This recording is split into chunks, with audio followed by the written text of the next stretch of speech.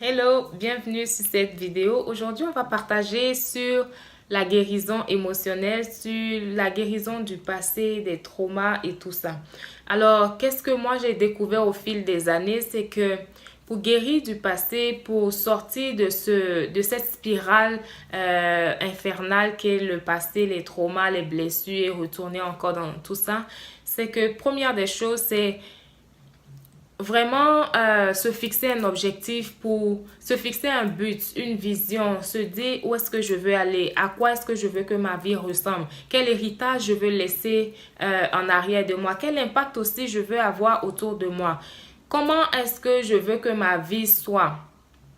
Et en ayant fixé cet objectif, ce but, on est suffisamment motivé par l'objectif lui-même pour passer à travers le processus de guérison. Parce que croyez-moi, c'est pas facile. Et même Jésus, quand il devait passer par la croix, juste la joie de nous voir sauvés, la joie de voir le prix qu'il avait à payer, le fruit que ça allait donner, juste cette joie-là devant lui, la fortifier pour qu'il supporte la croix. Donc, la même chose pour nous, se fixer un objectif, avoir une vision, se dire, ok, je veux que ma vie ressemble à ça, je veux devenir telle personne, je veux devenir cette personne-là.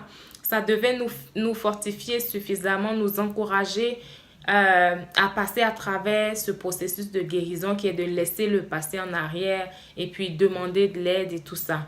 Et ça, c'était la première chose, se fixer un objectif. Ensuite, quand on s'est fixé l'objectif, il faut, la deuxième chose que moi j'ai découvert qui est vraiment puissante, c'est de demander de l'aide.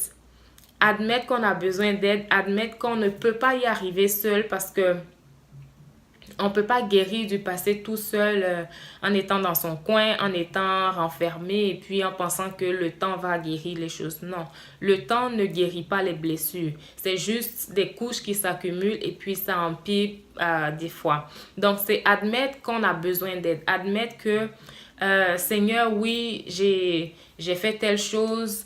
J'ai placé un homme ou une femme à ta place parce que quand on est célibataire, soyons réels, on veut un mari, on veut une femme et on est juste obsédé par ça. On est à fond dans ce sujet. On ne fait que chercher à gauche et à droite. On en parle. On transpire même le célibat. On veut un mari, on veut une femme. On est fatigué de ça.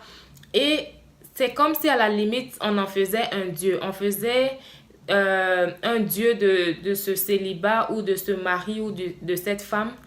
Et Dieu ne veut pas qu'on ait un autre Dieu dans notre vie. Dieu ne veut pas qu'on soit en train d'idolâtrer quelqu'un d'autre.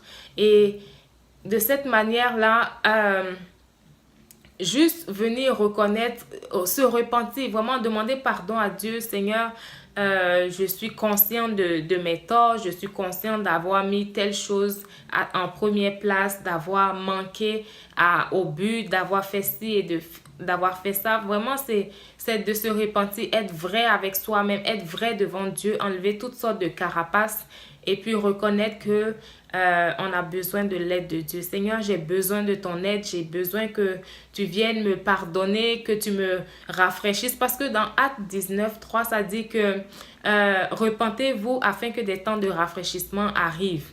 Et quand on se repent, on demande l'aide de Dieu. Ce temps de rafraîchissement, la force, le secours, tout ça vient après qu'on ait demandé pardon à Dieu, après qu'on ait admis qu'on a besoin de son aide. Donc, repentez-vous de ce que vous avez fait que vous savez qui n'est pas correct aux yeux de Dieu, parce que on peut tromper les hommes autour, on peut tromper les pasteurs, les amis, la famille, on peut tromper tout le monde. Mais on ne peut pas se tromper, on ne peut pas tromper Dieu. Donc, soyons vrais devant Dieu et laissons tomber tous les masques et puis reconnaissons qu'on a juste manqué le but, qu'on a péché, qu'on s'est trompé et tout ça. Et Dieu est prêt à nous aider. Alors, après avoir reconnu ses torts, après avoir demandé l'aide de Dieu, soyons prêts aussi à recevoir l'aide de Dieu parce que Dieu est prêt à nous aider, mais pas forcément de la manière dont on s'attend. Et soyons ouverts à toute forme d'aide que Dieu va apporter. L'aide peut venir sous forme d'un thérapeute, d'un pasteur, d'une prédication, d'un chant, d'un passage biblique, de conseils de membres de la famille ou d'amis. L'aide peut prendre toutes sortes de formes, alors soyons ouverts à recevoir l'aide de Dieu. Et l'autre chose que j'ai découvert aussi pour guérir du passé, c'est de se pardonner. Vraiment de se pardonner et puis non seulement de reconnaître, ok, je me pardonne pour avoir manqué de faire qu'est-ce que je devais faire pour mon avenir, pour avoir manqué de me prendre au sérieux au point où je devais investir dans mon futur, je devais aussi investir dans l'avenir que je prépare et tout ça. Se pardonner soi-même d'avoir tenu tout ce temps dans des relations qui n'en valaient pas peut-être la peine ou d'avoir perdu son temps, d'avoir perdu sa vie, d'avoir gaspillé les ressources qu'on avait dans des choses qui ne valaient pas la peine. Donc, se pardonner soi-même et aussi pardonner les autres parce que on ne peut pas retenir les autres dans notre cœur en pensant que nous aussi, on va être libre. Parce que tu maintiens quelqu'un dans une prison en t'attendant à être libre de quelque chose, ça ne marche pas. Donc, se pardonner et pardonner les autres. Pardonner les autres pour tout ce qu'ils ont fait contre nous. Pardonner les autres pour tout ce qu'ils n'ont pas fait. Ou pardonner les autres pour les attentes qu'on a placées sur eux qui n'ont pas répondu. On a peut-être mis des attentes sur des gens qui ne savaient même pas et qui nous ont déçus. Donc, c'est juste se pardonner et pardonner les autres. Peu importe les choses qui ont été faites entre eux et nous, juste les pardonner et puis s'attendre au secours de Dieu. Maintenant, la dernière chose, c'est que il faut demander à Dieu de prendre le contrôle de notre vie. Vous savez, quand tu es en train de te noyer, tu cries au secours, à l'aide, peu importe la personne qui s'approche pour t'aider, tu acceptes l'aide qui est là. Donc, on a tous à un moment donné crié au secours, Seigneur, on a besoin d'un sauveteur. Et puis, Jésus est arrivé, on l'a accepté comme sauveur. Qu'est-ce qui arrive après? Après qu'on est sauvé, après qu'on est bien, après qu'on n'est plus en état de danger, après que notre vie n'est plus en danger, qu'est-ce qu'on fait? Est-ce qu'on s'en fout de Jésus? Est-ce qu'il nous a sauvés? Ça suffit? Non. Dieu veut, en plus de nous sauver, il veut avoir cette relation avec nous. Il veut être notre roi, notre Seigneur. Et le Seigneur, c'est, tu dis consciemment, tu lui donnes, tu lui confies le contrôle de ta vie pour qu'il puisse l'amener justement dans la bonne direction. Parce que dans le passé, c'est clair que tu n'allais pas dans la bonne direction. C'est pourquoi tu as demandé son aide. Donc, là maintenant que tu es sauvé, tu es conscient que tu as eu besoin d'un sauveur, il faut que tu sois conscient également que tu as besoin d'un Seigneur.